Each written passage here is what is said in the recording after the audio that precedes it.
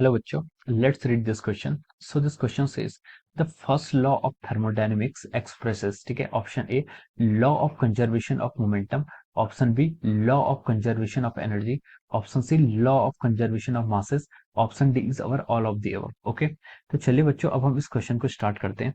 तो देखिए बच्चों, इस क्वेश्चन का आप की कॉन्सेप्ट क्या लिखेंगे?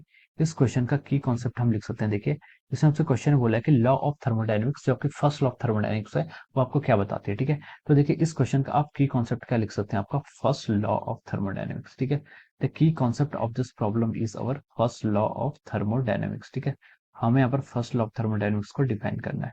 तो देखिए फर्स्ट लॉ ऑफ थर्मोडायनेमिक्स क्या स्टेटमेंट क्या है?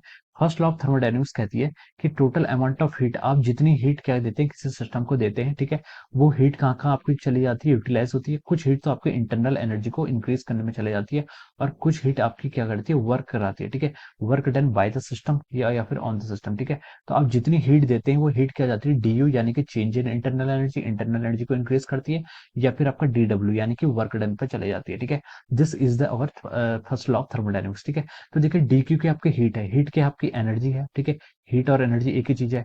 डी यू के आपके इंटरनल एनर्जी, ये भी आपके ना आपके क्या है, एनर्जी है। ठीक है, डी डब्ल्यू के आपका वर्क डन। ठीक है, जितना आप क्या करते हैं, वर्क डन करते हैं। ठीक है, और वर्क और एनर्जी की डायमेंशंस क्या होती है, आपकी सेम होती है। ठीक है, तो हम यहाँ से बोल सकते हैं कि ये आपका क्या करती है, कंजर्वेशन ऑफ एनर्जी को भी क्या करती है, डिफाइन करती है। यानी कि आपने डी के अमाउंट की एनर्जी दी, वो एनर्जी ने कुछ तो वर्क किया, और कुछ एनर्जी क्या करती है, सिस्टम का टेम्परेचर इंक्रीज करती है, या फिर उसके इंटरनल एनर्जी को क्या करती है, इंक्रीज करती है। ठीक है, तो देखिए ये आपकी जो फर्स्ट लॉ ऑफ थर्मोडायनेमिक्स है, ये आपका किस पर बेस्ड है? It is basically based upon the our law of conservation of energy. ठीक है, ये आपकी क्या है, कंजर्वेशन ऑफ एनर्जी पर आपका बेस्ड प्रॉब्लम है। ठीक है, आपकी first law of thermodynamics is based upon the law of conservation of energy.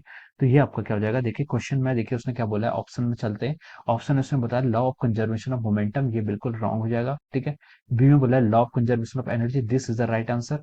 सी में उसने बोला आपके law of conservation of mass, ये भी रॉन्ग है।